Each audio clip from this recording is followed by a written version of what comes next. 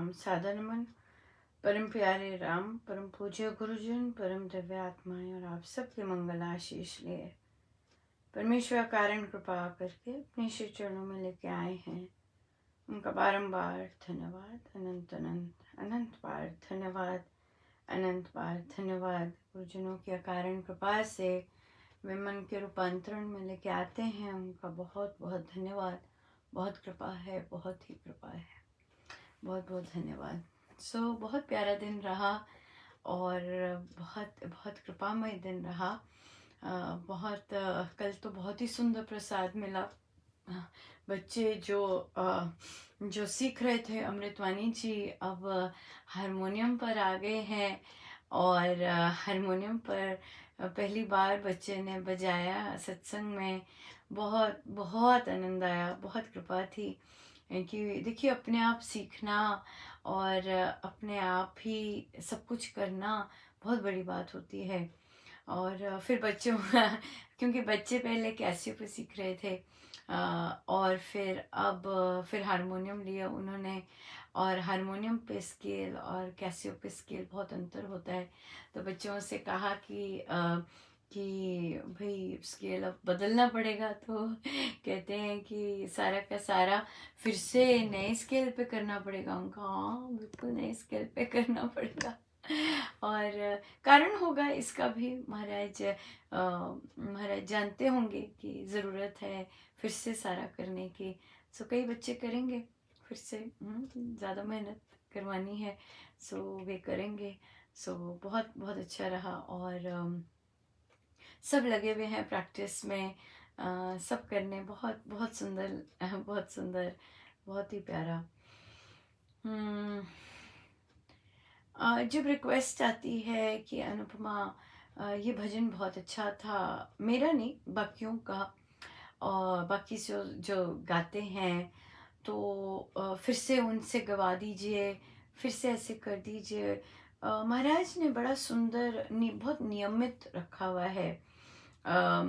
और सबकी ड्यूटीज़ लगती हैं, ड्यूटीज़ लग रही हैं और खुली ड्यूटीज़ लग रही हैं पूरा एक महीने की। अगर सैटरडे को बारी आती तो हर सैटरडे हर सैटरडे हर सैटरडे खुला जी भर के भजन गाने को मन कर जैसा वो गाएं। और हमेशा हम ये याद रखें, आनंद जो मिलता है किसी भी भजन से वो गुरुजनों के कारण मिलता है। हमेशा ये जो कॉन्सेप्ट है ये अगर क्लियर हो जाए हमारे, बहुत बहुत ज़बरदस्त, कि आनंद जब भी सत्संग में मिलेगा वो देवादि देव के कारण मिलता है।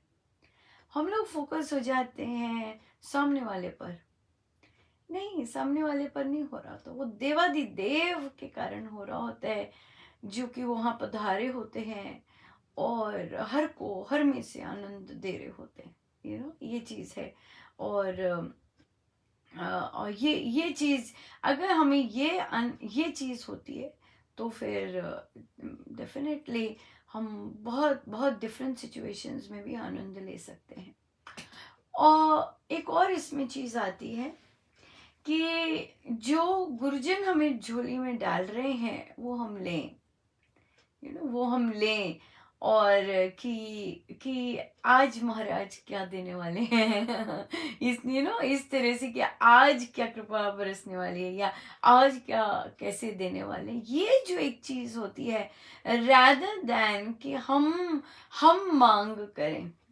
आज हमारा प्रश्न भी हम देखेंगे कि थोड़ा सा इसी पे बेस्ड है कि हम मांग करने की बजाय कि हमें वो सुनने को मिले या हमें वैसा सुनने को मिले, जो गुरुजन दे रहे हैं झोली में, वहाँ वो क्या देते हैं, क्या क्या सरप्राइज देते हैं, वो भी बात है।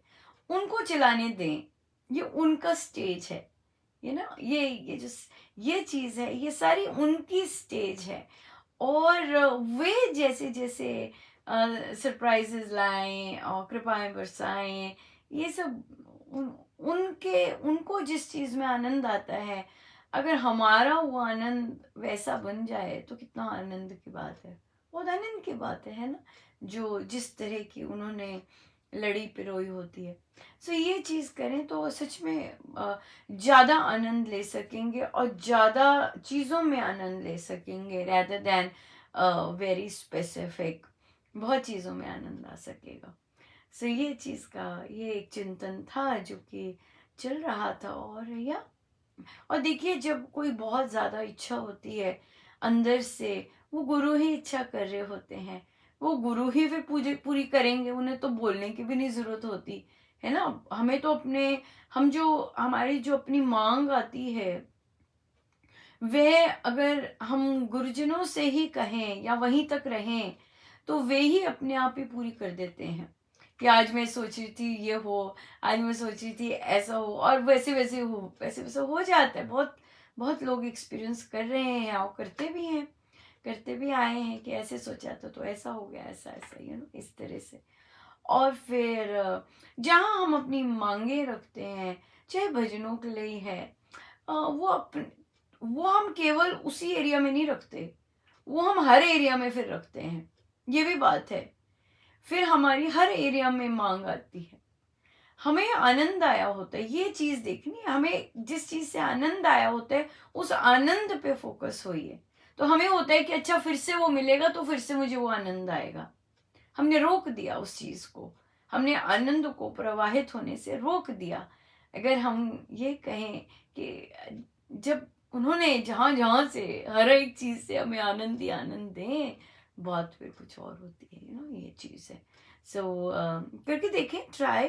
बहुत सुंदर साधना है, बिन मांग के और गुरुजनों के हर चीज में आनंद लेने की।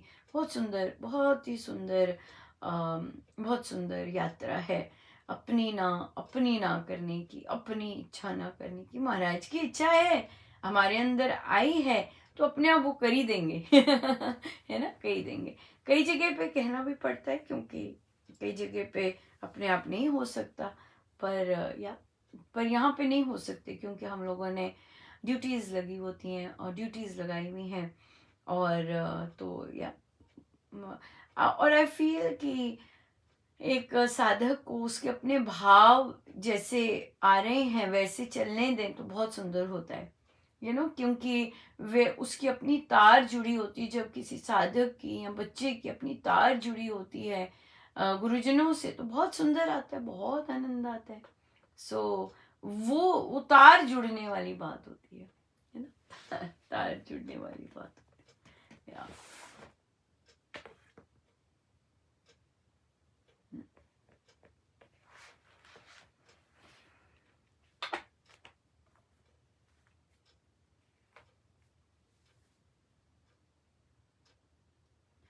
मुझ पे इतनी कृपा मेरे गुरुवर रहे, राम का नाम होठों पे आता रहे। मुझ पे इतनी कृपा मेरे गुरुवर रहे, राम का नाम होठों पे आता रहे। भोर से सांझ तक राम का ध्यान हो, हर तरफ राम है, बस यही ज्ञान हो। भोर से सांझ तक बस राम का ध्यान हो, हर तरफ राम है, बस यही ज्ञान हो। राम को ही ये हृदय बुलाता रहे, राम का नाम होठों से आता रहे। मुझ पे इतनी कृपा मेरे गुरुवर रहे, राम का नाम होठों पे आता रहे। राम में ही सदा मैं लगाऊं लगन, राम ही की कथा में रहूं मैं मगन। राम चरणों से मेरा नाता रहे, राम का नाम होठों पे आता रहे, मुझ पे इतनी कृपा मेरे गुरुवर रहे, राम का नाम होठों पे आता रहे, राम को ही ये रसना पुकारा करे, राम को ही ये नैना निहारा करे, राम को ही ये रसना पुकारा करे, राम को ही ये नैना निहारा करे, राम ही के गीत कंठ गाता रहे, राम का नाम होठों पे आता रहे, मुझ पे इतनी कृपा मेरे गुरुवर रहे, राम का नाम होठों पे आता रहे, राम का नाम नस नस में बहे, राम का नाम रोम रोम में खिले, राम का नाम नस नस में बहे, राम का नाम रोम रोम में खिले, राम का नाम हर श्वास से निकले, राम का नाम होठों पे आता रहे, मुझ पे इतनी कृपा मेरे गुरुवर रहे, राम का नाम होठों पे आता रहे, मुझ पे इतनी कृपा मेरे गुरुवर रहे, राम का नाम होठों पे आता रहे, मुझ पे इतनी कृपा मेरे गुरुवर रहे, राम का नाम होठों पे आता रहे।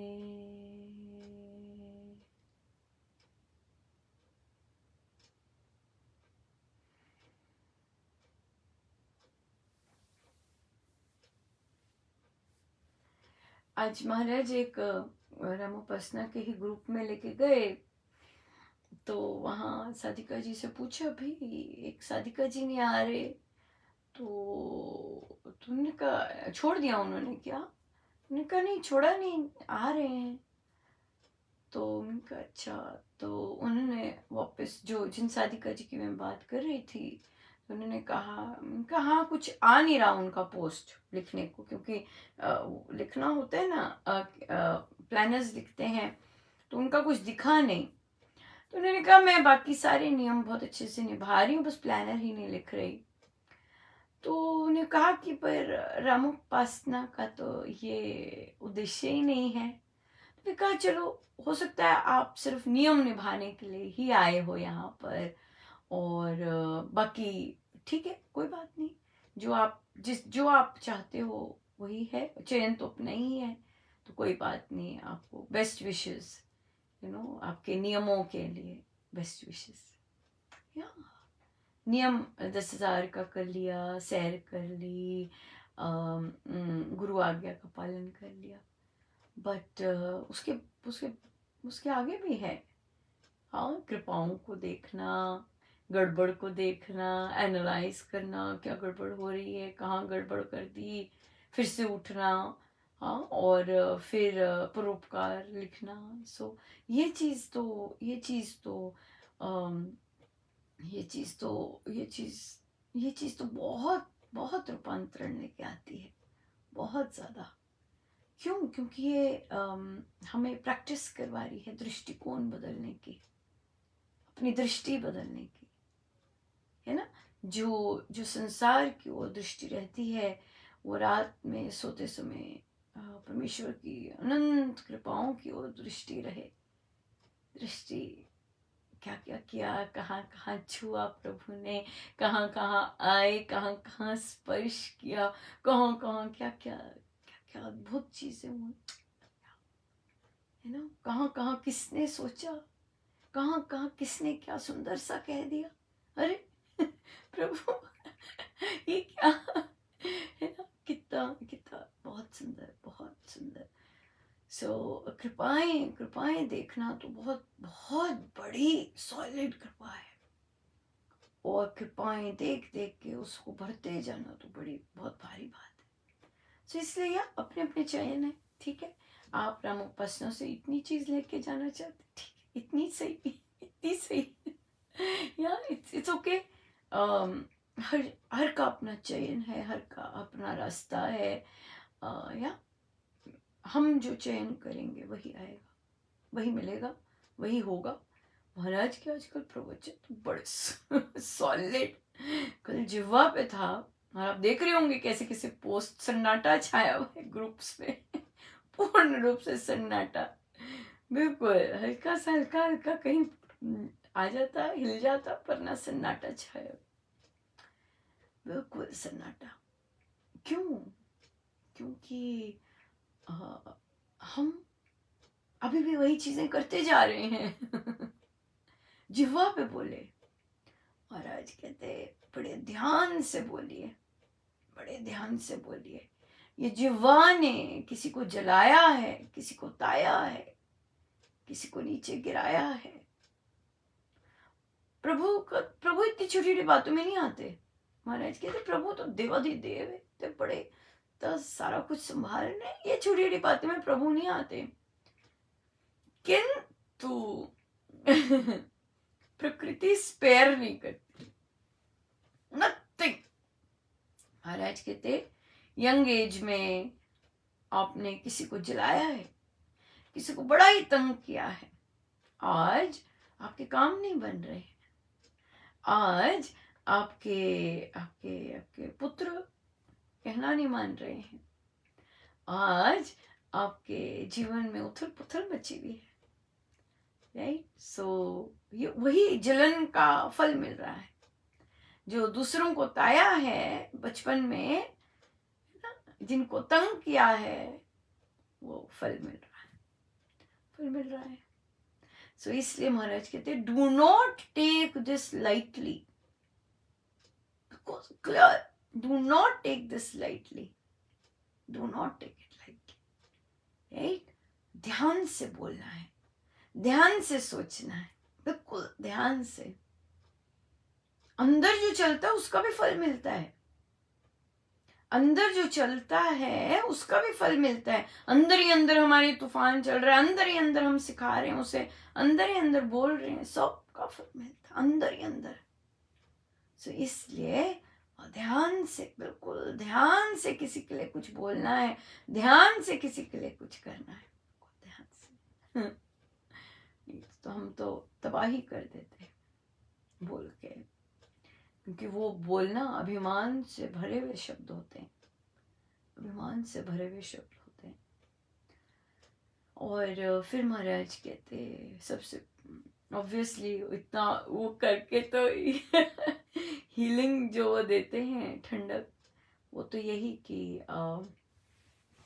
कि जो शरणागत हो जाते हैं प्रभु के, फिर परमेश्वर उन्हें अपनी तरह चलाते हैं, उनके कर्मों के अनुसार नहीं चलाते हैं, अपनी तरह चलाएंगे, अपनी इच्छा के अनुसार चलाते हैं, उनके अपने प्रारब्धों के अनुसार नहीं चलाते, जैसे उन्हें चलाना होता है वैसे वे चलाते। सो हम ही पहले कह दें प्रभु जैसे आप हमें चलाना चाहते हैं वैसे चलाइए, उसमें ज्यादा आनंद है, अपने चलने में नहीं आनंद, जैसे वे चलाते हैं, जैसे वे रखते हैं, बड़ा आनंद है उसमें, सच में बड़ा आनंद है, बड़ा आनंद है। सो वैसे वैसे अगर हम सीख पाए, रह पाए, उन जैसे वे रखते हैं, बहुत आनंद है। नहीं प्रभु, जैसे आपको ठीक लगे, मेरी मत सुनना आप आपको जैसे अच्छा लगे, आपका जैसा मन कर रहा है, ऐसे ऐसे बहुत अच्छा है, बहुत अच्छा है। पेज 567, पेज 567, दूसरा प्रसंग। चित्रकूट पर बैठे हुए कई संत बंध मोक्ष की चर्चा कर रहे थे। उनमें से एक यति ने कहा, आत्मा का कारण शरीर, कर्म संस्कारों का कारण अथवा मूलाधार मिथ्या ज्ञान है। आत्मा सत्य है, अमर अविनाशिनी है, स्वभाव में स्वरूप में शुद्ध है और ज्ञान स्वरूप है। ये समझना तथा जानना सम्यक ज्ञान है। इससे विपरीत समझना तथा जानना मिथ्या ज्ञान है। यही सब दुष्कर्मों का बीज है। यही कर्म बंधन का आधारशिला है। मनुष्य का अज्ञान जितना गाढ़तर हो, उतने ही कठोरतर उसके कर्म हुआ करते हैं। कठोरतर कर्म ही उसके पतन का कारण बन जाते हैं।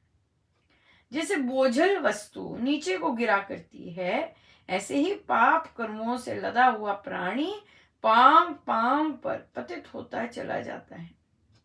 यथार्थ ज्ञान से मिथ्या ज्ञान को नष्ट किया जाए तो दुष्कर्म करने की प्रवृत्ति आप ही नाश को प्राप्त हो जाती है।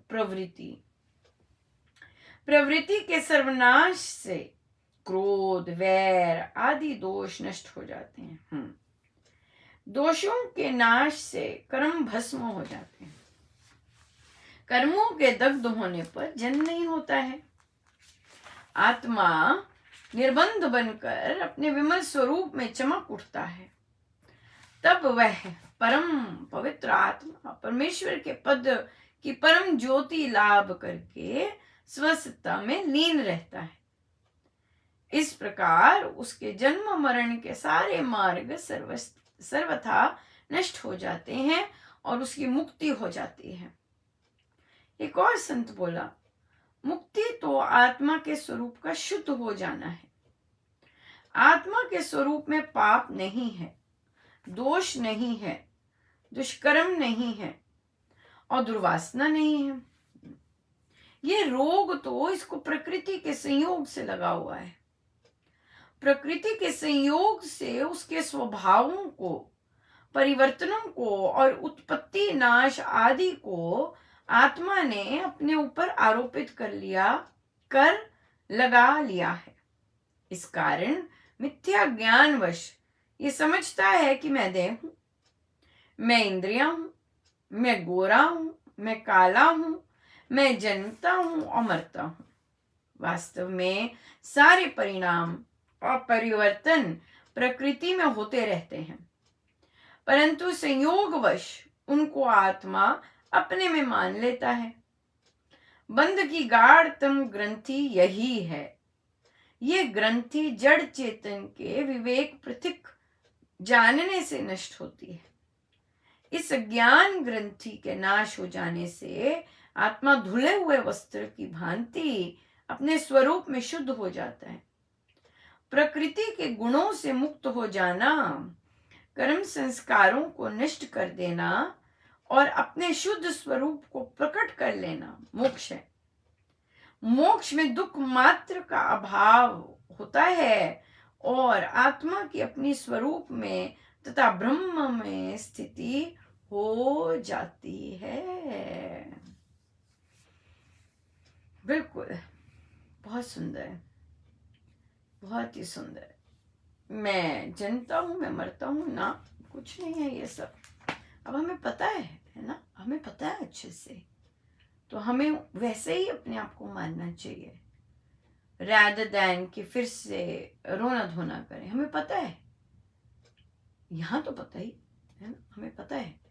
जो टॉक सुनते हैं मन का रूपांतरण, तो कितना महाराज ने कितना इसका चर्चा करवाई, बहुत बहुत आत्मा पर तो जितनी चर्चा हुई उतनी तो किसी और टॉपिक पे चर्चा नहीं हुई लगता है।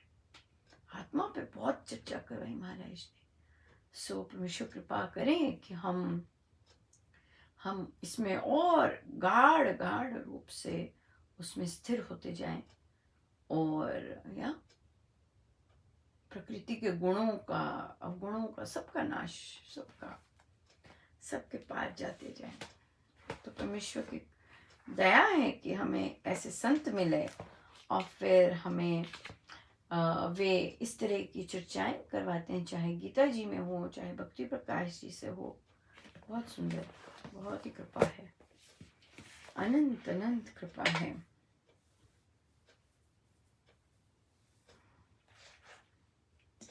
प्रश्न आया कि मैं 3 months प्रेग्नेंट हूँ, मेरी एक बिटिया है,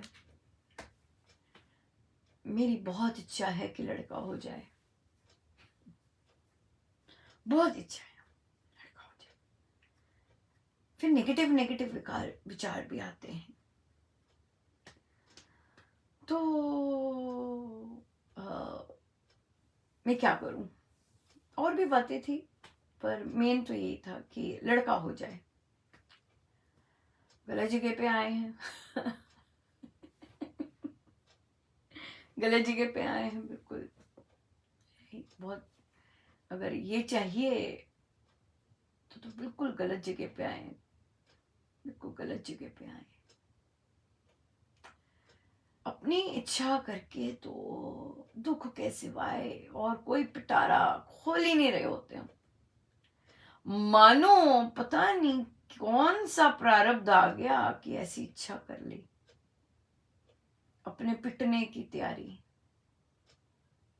पिटाई। जब भी कोई इच्छा ऐसी बहुत जोर की जागृत हो जाए संसार की, समझो पिटाई का समय आना शुरू हो गया। क्योंकि उस इच्छा से जो होती है वो सही नहीं जाती, रोना ही रोना लेके आती है। ये तो बड़ा बड़ा दुर्भाग्य की बात है कि ऐसी सोच आ गई। बड़ी सैड बात है बड़ी अच्छा है, बड़ी सैड बात है। क्यों सैड क्यों है? क्योंकि आप अपनी पिटाई की तैयारी कर रहे हैं, आप अपने लिए की तैयारी कर रहे हैं, आप अपने लिए एक दुखी जीवन की तैयारी कर रहे हैं। क्योंकि है, तो लगेगी ना। फिर जो चाह की है उसके साथ तो होती है बड़ी बड़ी सॉलिड। तो कहती है कि ऐसा नहीं है कि मैं अपनी पुत्री से प्यार नहीं करती, मैं उससे बहुत प्यार करती हूँ, पर मुझे बेटा चाहिए। मत फंसिए, मैं तो यही कहूँ, मत फंसिए इस प्रलोभन में। ये जो गड्ढा है इतना बड़ा, मत फंसिए। इमेजिन प्रभु ऐसे करते, है ना, प्रभु ऐसे करते कि पुरुषों से ज्यादा प्यार करते और स्त्रियों से नहीं करते, क्या हाल होता, है ना। और तो जब वे माँ है, ट्रू माँ है, भेदभाव नहीं करते लिंग के कारण। वे हमें क्यों प्यार करते हैं? क्योंकि हम उनका अंश हैं। हमारे स्वभाव, हमारे कर्म तो कितने निकृष्ट हैं, फिर भी वे हमें प्यार करते रहते हैं। क्यों? हम उनके अंश हैं। अगर हमारे अंदर ऐसा भाव है तो गड़बड़ है, बच्चे के लिए भी बहुत गड़बड़ है। इसलिए प्रसाद लेना चाहिए, महाराज की, गुरुजनों की, परमेश्वर की इच्छा, सरप्राइज, उस पे आनंद लेना चाहिए। क्योंकि जब हम उनके प्रसाद पर आनंदित होते हैं, हमने सोचा भी नहीं होता और हमें अपनी सोच से भी बहुत आगे मिलता है, हमने सोचा भी नहीं होता। हमें उनके प्रसाद का आनंद भरपूर उठाना चाहिए, भरपूर। जितना जितना कह सके नहीं आपकी चले, जो आपको पसंद है वो मुझे देते जाइए, जो आपको पसंद है वो मुझे दीजिए। तब तो बात है, तब तो आनंद है। देखिए हम पहले भी कहा था कि इसी तरह का ही आएगा। मत कीजिए, मत, सच में it's very sad for you. जो ऐसी इच्छा कर रहे हैं उनके लिए बहुत दुख की बात है। सो इसलिए अपने अपने प्रभु पर विश्वास रखिए। मेन बात है जीवन में आनंद का, इंजॉय करें हम अपने बच्चे, उनके उनकी हंसी, उनके हर चीज। लिंग का नहीं, लिंग का क्या करना है, पता नहीं क्या करना है। मैं नहीं, मुझे नहीं, तभी मैंने कहा कि गलत जगह आए हैं। गलत जगह आए हैं। सो बट ये तो गुरुजन तो डेफिनेटली यही कहेंगे कि मत मांगिए, ऐसी ऐसी मांगे मत कीजिए जो आहें लेके आए, जो आपकी सारी दुनिया उलट पुलट कर दे। मत मत आह लेके आइए। अपनी आहों को छोड़ दीजिए, अपनी चाहतों को छोड़कर देखिए कि प्रभु क्या सरप्राइज देना चाहते हैं, क्या करना चाहते हैं, यू नो। और इसमें एक और चीज कोई बताई थी, पता नहीं किससे वो बात कर रही थी। उन्होंने कहा तुम कोई प्रभु की प्यारी थोड़ी ना हो जो तुम्हारी वो बातें मानते रहेंगे या ऐसे है वैसे है। प्रभु प्रभु के तो सब प्यारे हैं क्योंकि हम उनके अंश हैं। मांगना क्या है प्रभु से, ये आना चाहिए। अगर ये चीजें मांगने दे देते हैं, प्रभु कहते हैं रो लो, रो, क्योंकि उसके साथ तो पैकेज मिला ही है रोने का, आह का, वो तो है ही, उसके साथ आएगा, राइट, उसके साथ आएगा। तो हमें प्रभु से मांगना आना चाहिए, है ना, कि प्रभु कि जो भी आप दें मैं उन्हें आप जैसा प्यार कर सकूं, है ना, जो भी आप दें मैं उनके साथ अपना जीवन सफल कर सकूं, उनका भी जीवन सफल हो, मेरा भी जीवन सफल हो। प्रभु जो भी दो आप ऐसे शूरवीर दो कि भगवान हम अपना जीवन दिव्य बना सके, है ना। मांगना हो तो प्रभु से ये मांगे, लिंग का क्या मांगना है। आप मुझे बताइए, आपने तो लिंग मान लिया, अब बच्चा जिस लिंग में पैदा हुआ है वो उस लिंग में होना ही नहीं चाहता। अब क्या करेंगे आप मुझे बताइए। हाँ, अगर आपने मांग लिया कि मुझे ये लिंग चाहिए और जो बच्चा बड़ा हो गया वो कहेगा मामा मैं तो ये लिंग हूं ही नहीं, मुझे तो लगता है मैं गलत शरीर में हूं, चलो जी। क्या कहेंगे आप, फिर भागेंगे इधर उधर, ये क्या बोल रहा है। एक तो भगवान ने इसे लड़का बनाया है, अब ये कहता है कि मुझे लड़की होना पसंद है। क्या करेंगे आप, क्या करेंगे आप। मत मत जाइए इस रास्ते पर। जो प्रभु दें स्वीकार कीजिएगा, आनंद लीजिएगा और ऐसे शूरवीर बच्चे बनाइए, ऐसे दिव्य आत्माएं, उनको ऐसे संस्कार दीजिए कि आप भी आनंद रहें और आनंदित रहें और बच्चे भी जबरदस्त निकले, राइट। Yes, absolutely. फिर एक साधिका जी ने बोले कि अनुपमा महाराज बड़ी सुनते हैं। कहा वो तो है ही, अंगसंग है, इतना जाप पाठ कर रहे हैं, इतना चिंतन कर रहे हैं, क्यों नहीं। कहते मैं, अब वो बच्चों के साथ रहती हैं, बेटे के साथ रहती हैं, कहते मन उदास हो जाता है, बच्चे अपने में बिजी होते हैं, चाय तक नहीं पीते, अब देखिए कहाँ गए। तो मैंने कहा प्रभु मुझे इन चीजों में मत डालो, उनको शुद्ध बुद्धि दो। अब देखिए बोलने का ढंग प्रभु से कि प्रभु मुझे इन चीजों में मत फंसाओ, किंतु उन्हें सद्बुद्धि दीजिए। किस बात की सद्बुद्धि, कि मेरे साथ बैठे और बातें करें। प्रभु को नहीं पता हम क्या मांग रहे हैं, अकेले हो जाते हैं, दैट्स होता है। जब बड़े होंगे हम सब ने यही हाल होना है, अकेले का। कई अभी हैं, कई थोड़े साल बाद होंगे, यू नो, ये तो होना ही होता है। बट परमेश्वर से थोड़ी ना कहना है कि बच्चों को सद्बुद्धि दो ताकि वो मेरी टेक केयर करें या मेरी सुने या मुझे कंपनी दें। नो, बिल्कुल नहीं। और देखिए, ये मांगते मांगते आखिरी सांस होती, यही मांगते मांगते, यही इच्छा करते करते कितने दिनों से घुल रहे होंगे और चल रही होगी कि हमने फाइनली ये बात की प्रभु से, उन्होंने कर दिया। कहते बच्चे आए, उन्होंने चाय पी, रात में भी बातें की, चलो इच्छा पूरी हो गई, इच्छा पूरी हो गई। पर गड़बड़ है ये इच्छा, टोटल गड़बड़ है, शरेआम गड़बड़ है। इस बजाय दूसरे की कंपनी पे डिपेंडेंट होने की, हम खुद सीखे। देखिए कैसे इतना टाइट होते हुए भी कितनी महिलाएं सीख रही हैं हारमोनियम। सीखो भाई हारमोनियम, कोई नई चीज सीखो, जो बिल्कुल नहीं आती सीखो, अपने आप को बिजी रखो, ताकि हम दूसरे की कंपनी के लिए वेट ना करते रहे सारा दिन। No, keep yourself busy. और हारमोनियम जैसी चीज तो देखिए, कोई कोई कोई वाद्य आता है बजाना, तो या सीखे हम बजाना, वो तो हमारे साथ ही रहना है, वो तो हमारे साथ ही रहना है। और हम उस पर कितना कुछ कर सकते हैं। अगर अकेले हैं, चलो जी रामायण जी का पाठ आरंभ करें, चलो जी आज सुंदरकांड जी करते हैं, क्या मजे है ना, क्या मजे हैं। तो जब ऐसे मजे होते हैं तो बातें प्रभु करवा ही देते हैं।